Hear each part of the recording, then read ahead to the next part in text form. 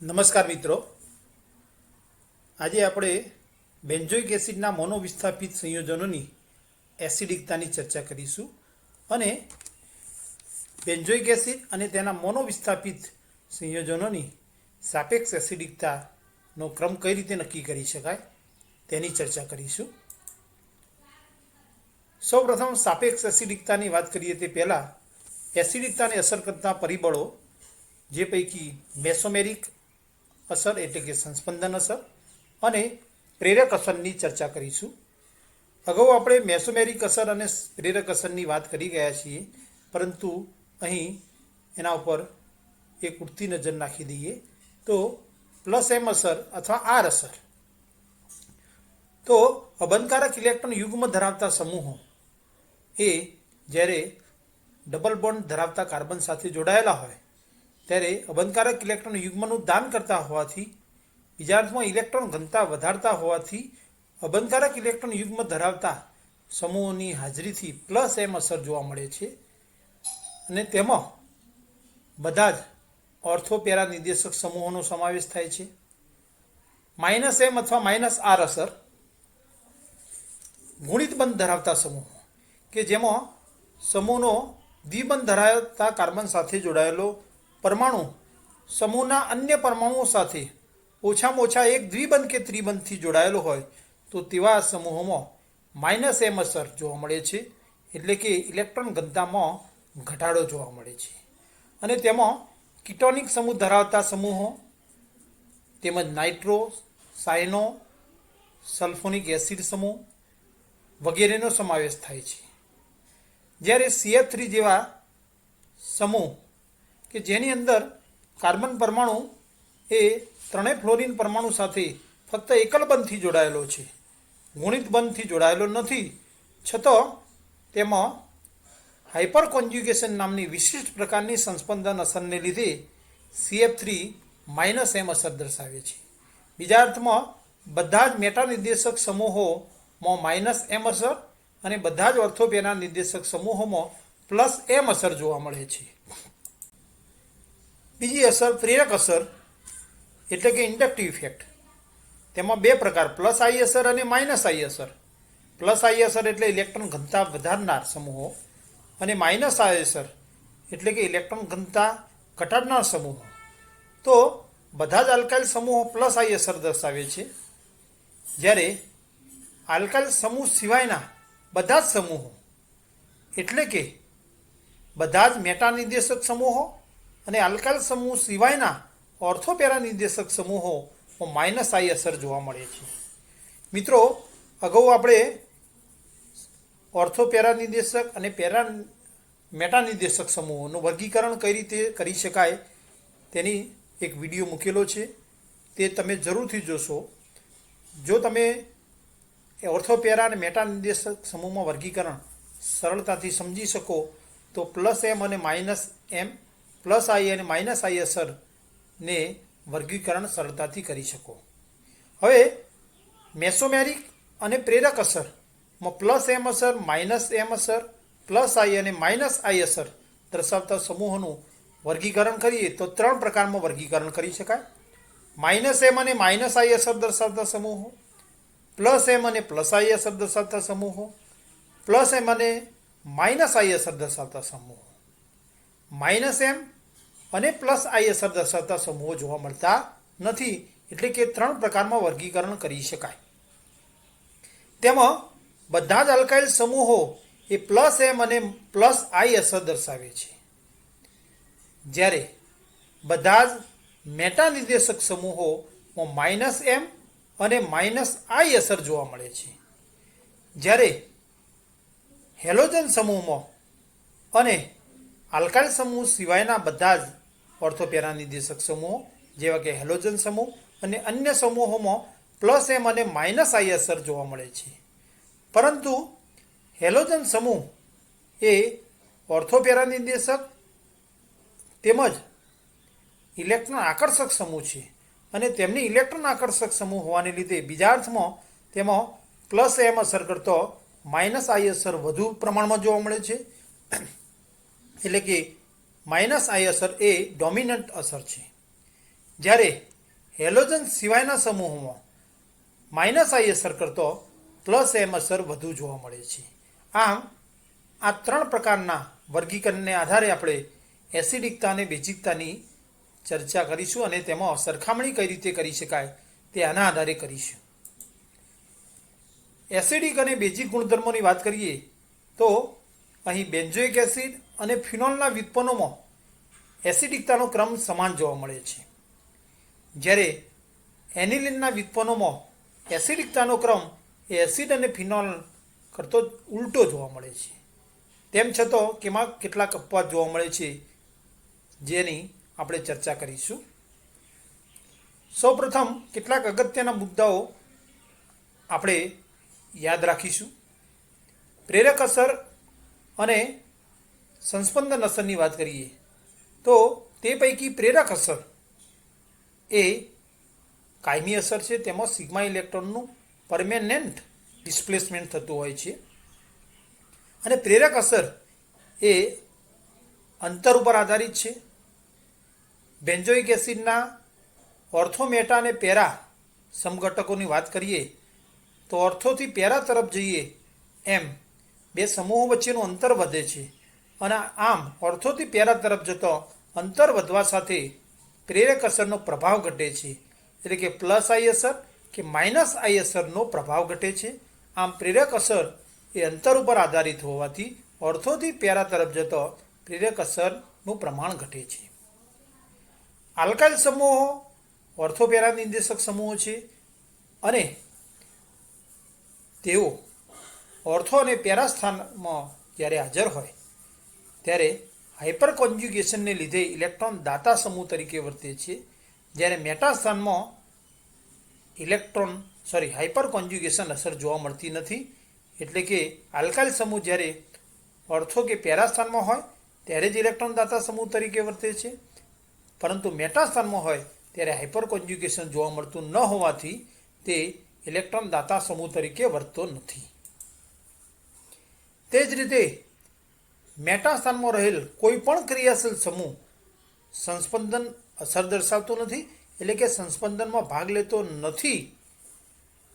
એટલે કે ફક્ત ઓર્થો અને પેરા સ્થાનમાં રહેલ ક્રિયાશીલ સમૂહ જ સંસ્પંદન અસરમાં ભાગ લે છે, અને સંસ્પંદન અસર એ અંતર ઉપર આધારિત ન હોવાથી ઓર્થો અને પેરા સ્થાનમાં બંને જગ્યામાં સમૂહની સંસ્પંદન અસર સમાન જોવા મળે છે. ક્લોરીન, બ્રોમિન અને આયોડિન એટલે કે ક્લોરો, બ્રોમો અને આયોડો સમૂહમાં માઇનસ આઈ અસર વધુ ડોમિનન્ટ છે, જ્યારે પ્લસ આર અસર એ વધુ અસરકારક નથી, કારણ કે અહીં કાર્બનની 2p કક્ષકનું ઓવરલેપિંગ એ ક્લોરીન, બ્રોમિન અને આયોડિનની અનુક્રમે 3p, 4p અને 5p કક્ષક સાથે નિર્બળ જોવા મળે છે, એટલે કે પૂરતા પ્રમાણમાં ઓવરલેપિંગ જોવા મળતું નથી. પરિણામે માઇનસ આઈ અસર ડોમિનન્ટ છે, જ્યારે પ્લસ આર અસર એ હેલોજન સમૂહોમાં વધુ અસરકારક નથી. મિત્રો, અહીં ઓર્થો અસરની વાત કરીએ તો બેન્ઝોઇક એસિડના ઓર્થો વિસ્થાપિત સમઘટકમાં ઓર્થો અસર જોવા મળે છે. અહીં બેન્ઝોઇક એસિડના કાર્બોક્સિલ સમૂહના ઓર્થો સ્થાનની અંદર કોઈ પણ ઇલેક્ટ્રોન દાતા કે ઇલેક્ટ્રોન આકર્ષક સમૂહની હાજરી હોય ત્યારે અવકાશીય અવરોધને લીધે કાર્બોક્સિલ સમૂહ કે એસિડને જ્યારે પાણીમાં ઓગાળીએ તેમાંથી બનતા સંયુગ્મી બેઝ બેન્ઝોએટમાં કાર્બોક્સિલેટ ગ્રુપ એ પ્લેનારિટી એટલે કે સમતલીયતા ગુમાવે છે, અને પરિણામે કાર્બોક્સિલ સમૂહ એ બેન્ઝીન ચક્રના પાઈ ઇલેક્ટ્રોન સાથે સંસ્પંદનમાં ભાગ લેતું નથી. પરંતુ અહીં કાર્બોક્સિલિક સમૂહ અને કાર્બોક્સિલેટ સમૂહમાં સંસ્પંદન અસર જોવા મળે છે. બેન્ઝીન ચક્રમાં સંસ્પંદન અસર જોવા મળે છે, એટલે પાઈ ઇલેક્ટ્રોનનું ડિલોકલાઇઝેશન થાય છે, પરંતુ તે ચક્રમાં જ જોવા મળે છે. તે ક્રિયાશીલ સમૂહ કાર્બોક્સિલિક સમૂહ કે કાર્બોક્સિલેટ સાથે સંસ્પંદનમાં ભાગ લેતું નથી.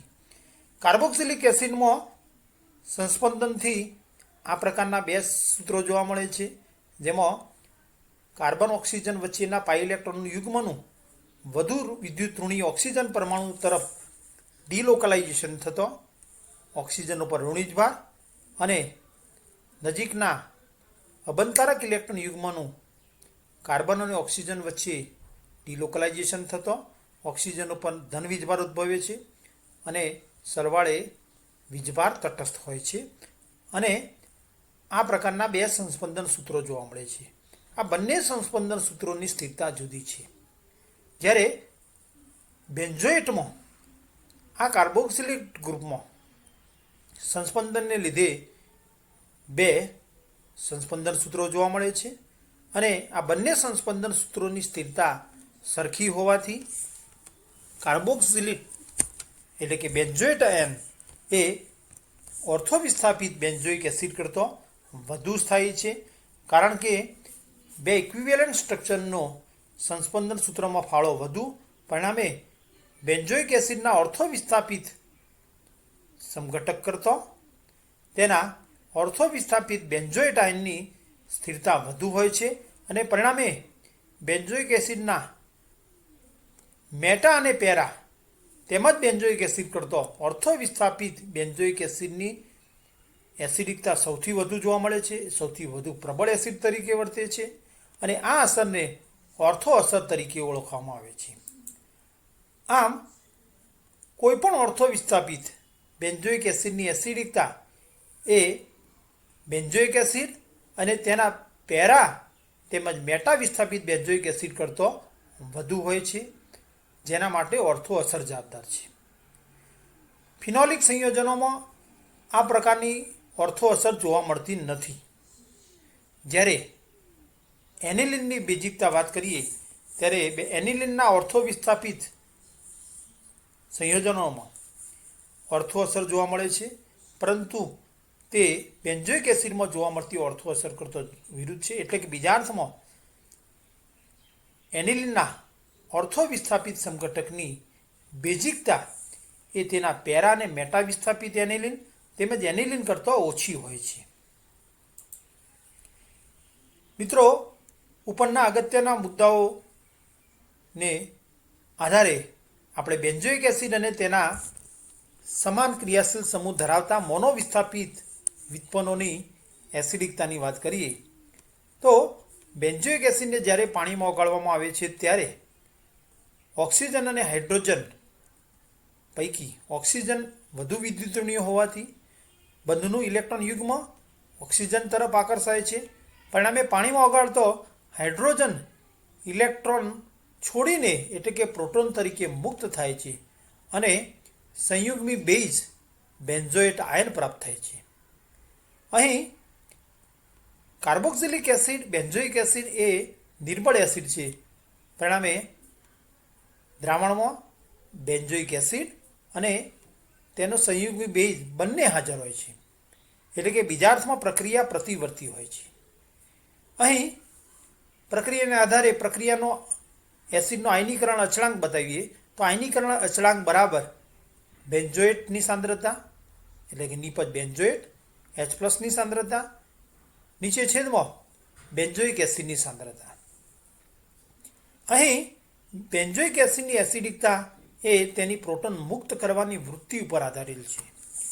જેમ જમણી બાજુ ઉત્પન્ન થયેલા સંયુગ્મી બેઝ બેન્ઝોએટ આયનની સ્થિરતા વધુ, તેમ પ્રક્રિયા પુરોગામી દિશામાં વધુ પ્રમાણમાં થશે, એટલે કે H+ વધુ પ્રમાણમાં મુક્ત થશે અને પરિણામે મૂળ એસિડની એસિડિકતા વધુ હશે, એટલે કે તે વધુ પ્રબળ એસિડ બનશે. અહીં એસિડની પ્રબળતા એ તેના આયનીકરણ અચળાંક એટલે કે વિયોજન અચળાંક કેના મૂલ્ય ઉપર પણ આધારિત છે. કેનું મૂલ્ય વધુ તેમ એસિડિકતા વધુ. કે અને પીકે વચ્ચેનો સંબંધ બતાવીએ તો પીકે બરાબર -log K, પરિણામે કેનું મૂલ્ય વધતો પીકેનું મૂલ્ય ઘટે છે.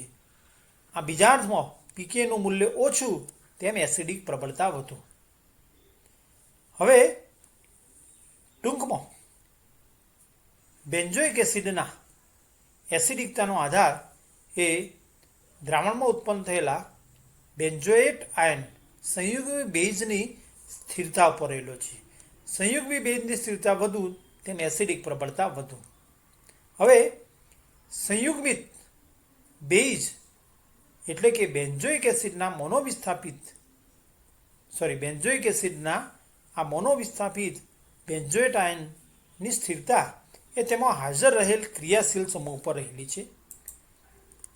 જો ક્રિયાશીલ સમૂહને +M, -M, +I અને -I અસર પ્રમાણે આપણે વર્ગીકરણ કર્યું તો તેની ઇલેક્ટ્રોન ઘનતામાં વધારો કે ઘટાડો કરવાની અસરને આધારે બે પ્રકારમાં વર્ગીકરણ કરી શકાય: ઇલેક્ટ્રોન દાતા અને ઇલેક્ટ્રોન આકર્ષક સમૂહ.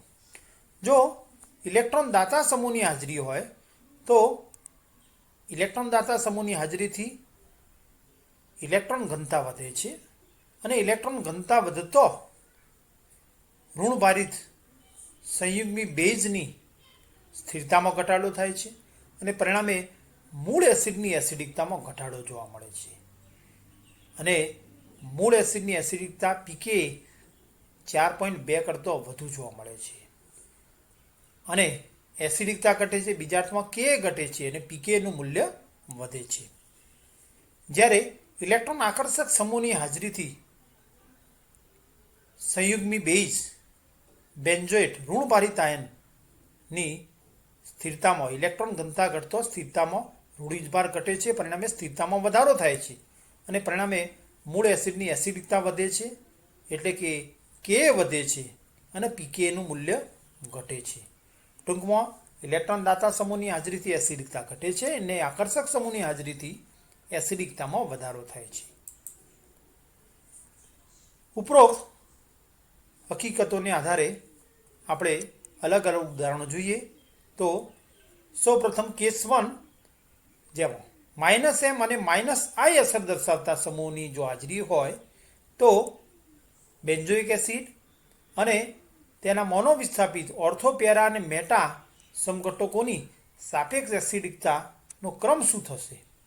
તો -M અને -I અસર દર્શાવતા સમૂહો જ્યારે હાજર હોય ત્યારે એસિડિકતાનો ક્રમ આ પ્રકારે જોવા મળશે. કોઈ પણ -M અને -I એટલે કે બંને અસરોને આધારે સમૂહ ઇલેક્ટ્રોન આકર્ષક સમૂહ તરીકે વર્તે છે અને ઇલેક્ટ્રોન આકર્ષક સમૂહની હાજરીથી હંમેશા એસિડિકતામાં વધારો જોવા મળે છે. પરિણામે બેન્ઝોઇક એસિડ કરતો તેના મોનોવિસ્થાપિત ત્રણેય સમઘટકોની એસિડિકતા સૌથી વધુ થશે અને તે પૈકી ઓર્થો અસરને લીધે ઓર્થો વિસ્થાપિત સમઘટક એ સૌથી વધુ પ્રબળ એસિડ બનશે એટલે કે એની સાપેક્ષ એસિડિકતા વધુ થશે. પેરા અને મેટાની વાત કરીએ તો પેરા અને મેટા પૈકી મેટા સ્થાનમાં ફક્ત પ્રેરક અસર જોવા મળે છે. મેટા સ્થાનમાં સંસ્પંદન અસર જોવા મળતી નથી. જ્યારે પેરા સ્થાનની અંદર -I અને -R એ બંને પ્રકારની અસરો જોવા મળે છે. બીજા અર્થમાં મેટા કરતો પેરા સમઘટકમાં ઇલેક્ટ્રોન આકર્ષક અસર વધુ જોવા મળે છે અને પરિણામે તે મેટા વિસ્થાપિત સમઘટક કરતો પેરા વિસ્થાપિત સમઘટકની એસિડિકતા વધુ જોવા મળે છે. આમ -M અને -I અસર દર્શાવતા સમૂહોની હાજરી હોય ત્યારે એસિડિકતાનો ક્રમ આ પ્રકારે જોવા મળે છે. કેસ 2, +M અને +I અસર દર્શાવતા સમૂહની હાજરી હોય. દાખલા તરીકે CH3 આલ્કાઇલ સમૂહ, બધા જ આલ્કાઇલ સમૂહો ફક્ત +M અને +I અસર દર્શાવે છે.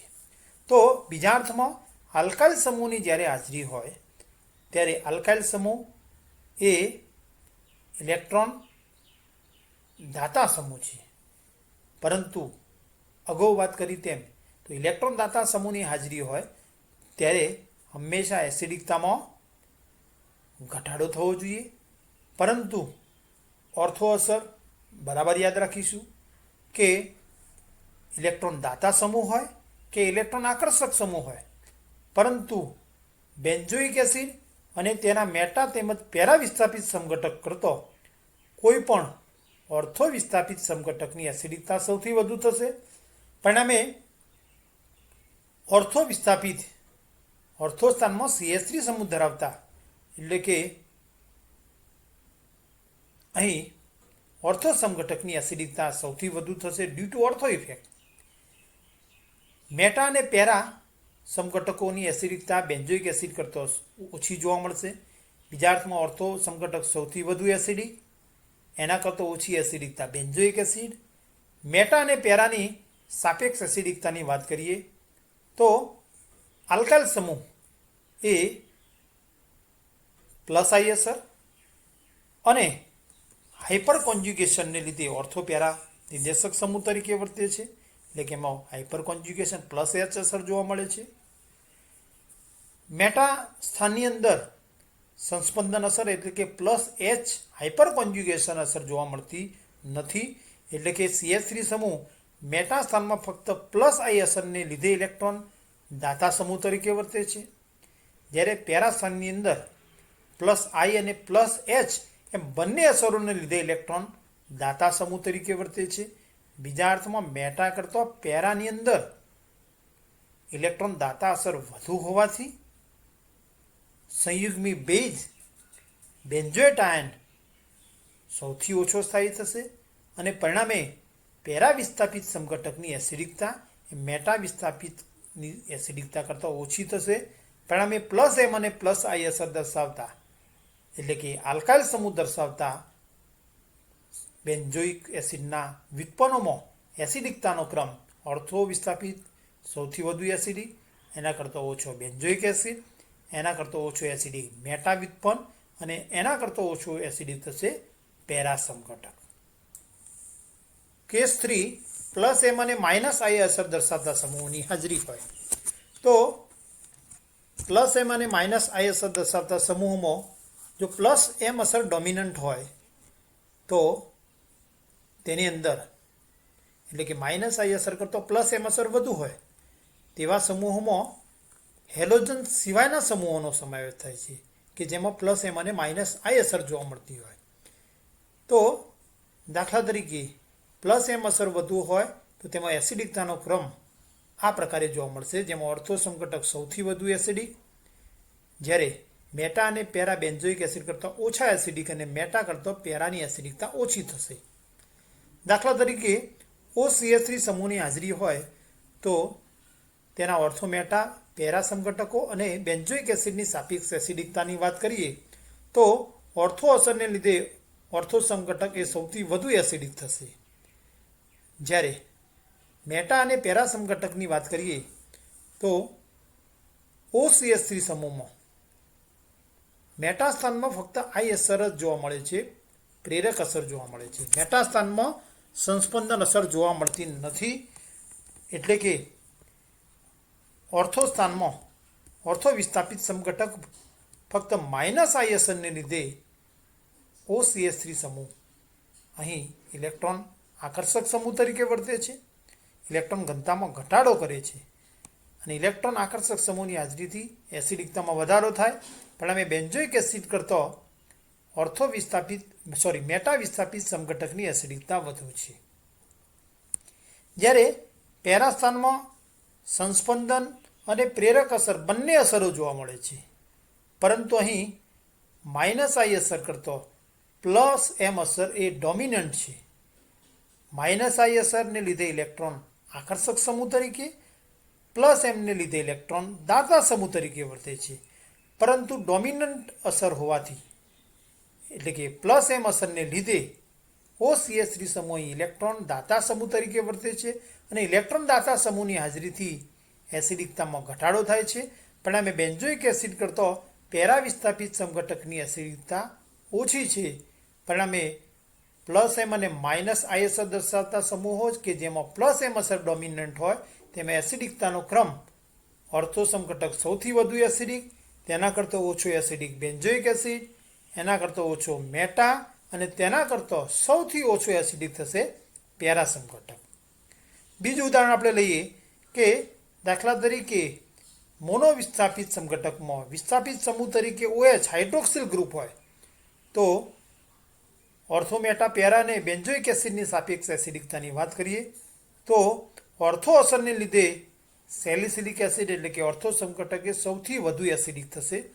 તદુપરાંત અહીં સેલિસિલિક એસિડને પાણીમાં ઓગાળતા તેમાં બનતો સંયુગ્મી બેઝ સેલિસિલેટ એનાયન એ આંતઃઆણવીય ઇન્ટ્રામોલેક્યુલર હાઇડ્રોજન બોન્ડિંગને લીધે વધુ સ્થાયી બને છે. આમ અહીં સંયુગ્મી બેઝની સ્થિરતા માટે બે પરિબળો જવાબદાર છે: ઓર્થો અસર અને ઇન્ટ્રામોલેક્યુલર હાઇડ્રોજન બોન્ડિંગ. ટૂંકમાં ઓર્થો સમઘટક સૌથી વધુ એસિડિક થશે. જ્યારે બેન્ઝોઇક એસિડ, મેટા અને પેરા સમઘટકોની વાત કરીએ તો OH સમૂહમાં -I અને +M અસર જોવા મળે છે, પરંતુ મેટા સ્થાનમાં સંસ્પંદન અસર એટલે કે +M અસર જોવા મળતી નથી. ફક્ત પ્રેરક અસર -I અસર જ જોવા મળે છે અને -I અસરને લીધે OH સમૂહ એ ઇલેક્ટ્રોન આકર્ષક સમૂહ તરીકે વર્તે છે. ઇલેક્ટ્રોન આકર્ષક સમૂહની હાજરીથી એસિડિકતા વધે, પરિણામે બેન્ઝોઇક એસિડ કરતાં મેટા સમઘટક વધુ એસિડિક થાય છે. જ્યારે પેરા સમઘટકમાં OH સમૂહ જ્યારે કાર્બોક્સિલ સમૂહના પેરા સ્થાનમાં છે ત્યારે પેરા સ્થાનમાં બંને અસરો જોવા મળે છે, +M અસર એટલે કે સંસ્પંદન અને પ્રેરક અસર બંને. પરંતુ અહીં સંસ્પંદન અસર +M અસર એ પ્રેરક અસર -I અસર કરતાં ડોમિનન્ટ હોવાથી +M અસરને લીધે પેરાસ્થાનમાં ઇલેક્ટ્રોન દાતા સમૂહ તરીકે વર્તે છે અને ઇલેક્ટ્રોન દાતા સમૂહની હાજરીથી એસિડિકતામાં ઘટાડો થશે. પરિણામે બેન્ઝોઇક એસિડ કરતાં તેનો પેરા વિસ્થાપિત સમઘટક એ ઓછો એસિડિક છે. આમ +M અને -I અસર દર્શાવતા સમૂહો કે જેમાં +M અસર ડોમિનન્ટ હોય તેમાં એસિડિકતાનો ક્રમ આ પ્રમાણે જોવા મળે છે. જો +M અને -I અસર દર્શાવતા સમૂહો કે જેમાં +M અસર કરતો -I અસર ડોમિનન્ટ હોય તો તેવા સમૂહોમાં હેલોજન સમૂહોનો સમાવેશ થાય છે. બીજા અર્થમાં વિસ્થાપિત સમૂહ તરીકે જો હેલોજન હાજર હોય તો તેમાં એસિડિકતાનો ક્રમ એ બેન્ઝોઇક એસિડ કરતો તેના મોનોવિસ્થાપિત સમઘટકોની એસિડિકતા વધે છે અને ઓર્થો અસરને લીધે ઓર્થો વિસ્થાપિત સમઘટક સૌથી વધુ એસિડિક જોવા મળે છે. જ્યારે મેટા અને પેરાની સાપેક્ષ એસિડિકતાની વાત કરીએ તો મેટા સ્થાનમાં ફક્ત પ્રેરક અસર જોવા મળે છે અને પ્રેરક અસર એ -I અસર છે, એટલે કે -I અસરને લીધે ઇલેક્ટ્રોન આકર્ષક સમૂહ તરીકે વર્તે છે અને ઇલેક્ટ્રોન આકર્ષક સમૂહની હાજરીથી એસિડિકતામાં વધારો થાય છે. જ્યારે પેરા સ્થાનમાં અહીં +M અને -I અસર બંને જોવા મળે છે, પરંતુ -I અસર એ ડોમિનન્ટ અસર છે. તદુપરાંત મેટાથી પેરા તરફ જઈએ એમ પ્રેરક અસરનો પ્રભાવ ઘટે છે, એટલે કે મેટા સમઘટક કરતાં પેરા સમઘટકમાં -I અસર એટલે કે ઇલેક્ટ્રોન આકર્ષક અસર ઓછી હોવાથી મેટા વિસ્થાપિત સમઘટક કરતાં પેરા વિસ્થાપિત સમઘટકની એસિડિકતા ઓછી જોવા મળે છે. પરિણામે હેલોજન વિસ્થાપિત બેન્ઝોઇક એસિડના સમઘટકોમાં એસિડિકતાનો ક્રમ આ પ્રમાણે જોવા મળે છે, જેમાં ઓર્થો વિસ્થાપિત સમઘટક સૌથી વધુ એસિડિક, તેના કરતાં ઓછો મેટા, તેના કરતાં ઓછો એસિડિક પેરા સમઘટક અને સૌથી ઓછો એસિડિક થશે બેન્ઝોઇક એસિડ. આ રીતે બેન્ઝોઇક એસિડના સમઘટકોની સાપેક્ષ એસિડિકતાને યોગ્ય ક્રમમાં ગોઠવી શકાય. આ જ રીતે મિત્રો નેક્સ્ટ લેક્ચરમાં આપણે ફિનોલના મોનોવિસ્થાપિત સમઘટકોની સાપેક્ષ એસિડિકતાની વાત લઈને ઉપસ્થિત થઈશું. Thank you for watching.